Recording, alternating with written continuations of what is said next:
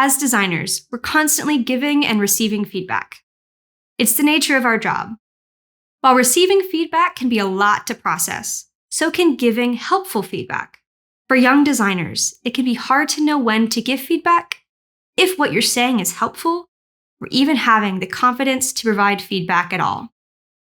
Here are 3 common issues and some tips to help you build up your confidence to provide visual feedback to others. The first issue is not knowing how to structure feedback. This can lead to one of 2 things: providing unhelpful feedback or not saying anything at all. We've all been there when someone has told us, "I just don't like it," and thought to ourselves, "Could you tell me why?" To avoid being that critiquer, my first tip is to think about your feedback as a what, why, and how statement. In other words, what element or action are you wanting to give feedback for? Why is it an issue related to the context of the design? And if you have any suggestions, how might they find a solution? For example, the text you have for the call to action link is too vague. It might cause users to be confused about what to expect after they click. And if you have suggestions, you can even add on by saying, "You might be able to try this instead." Now that you know how to structure feedback, do you feel confident giving it? It's common to be too shy to speak up, to give your own thoughts about someone's work. This could be because you feel like you lack the necessary knowledge, you don't want to sound too critical or unintelligent, or simply because you don't know how to phrase something. My second tip is to remember you are there for a reason. Just because you aren't a senior in the field, or are maybe still in school, doesn't mean you can't offer valuable feedback. Being new to UX means you can offer a fresh perspective that a seasoned professional might miss.